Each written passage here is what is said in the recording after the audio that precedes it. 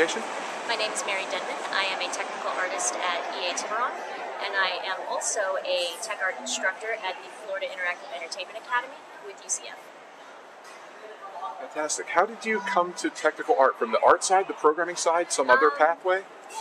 Well, when I wanted to grow up to be a big game developer, I actually wanted to get into environment art. It was something I was passionate about. But as I was working on things, I would get to a point of, this is so stupid. Why am I doing the same thing again and again and again? I can do this better. And then that kind of led me onto a path of more technical things, ways that I could improve my own workflows.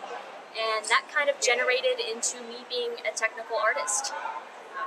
That's really cool. So could you give is there a specific example you're allowed to share about how your tech art skills improved your process or smoothed out a pipeline? So I do a lot of work with our artists locally, and I sit down with them, and one of the things that I like to do is see how they're working.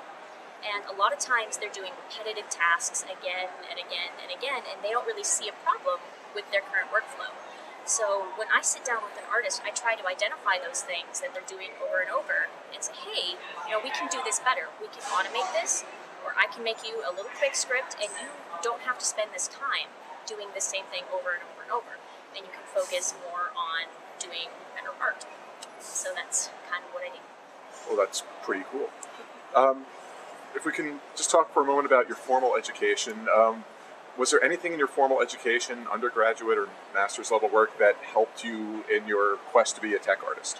So I am an alumni of the Florida Interactive Entertainment Academy, which we call FIA.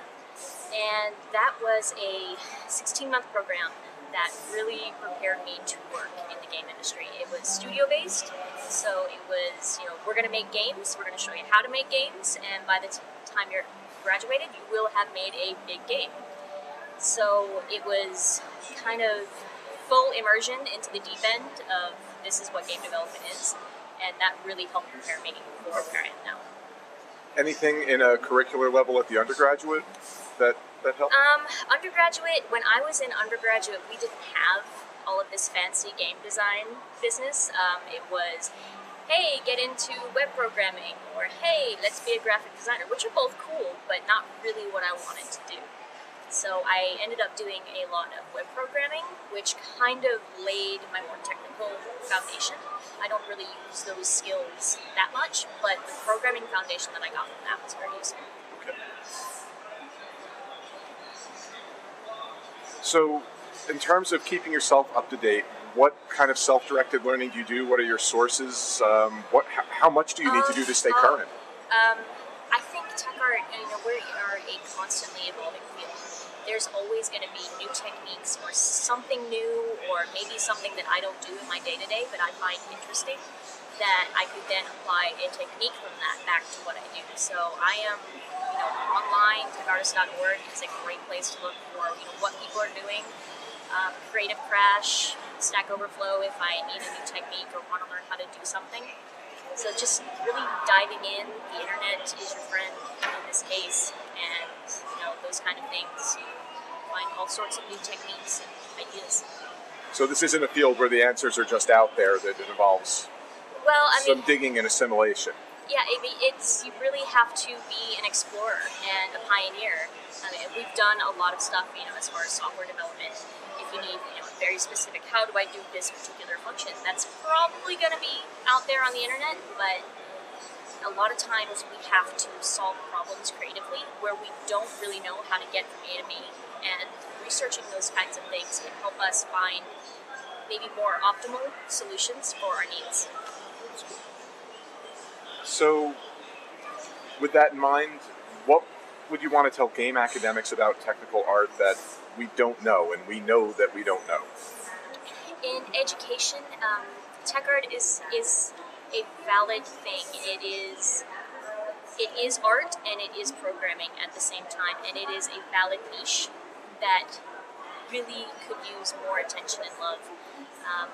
When my friend and I, who teaches with me, Barak Moshe, he and I put a lot of work into setting up our curriculum and working with these kinds of things to get out, this is a legitimate field, and we have established curriculum out there.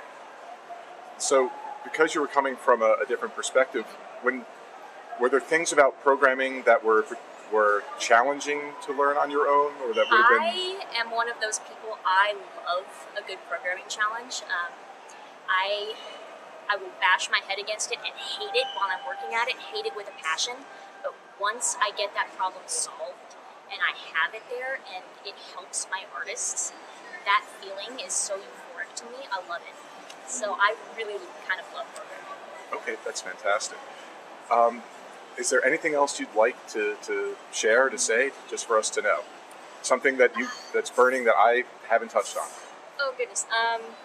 So I guess for people that are looking to get into the field, I mean, find your passion and what drives you, and just get into it, explore it, play with it, and create things. Because those are the kind of things that are going to start conversations when you're trying to get into the industry.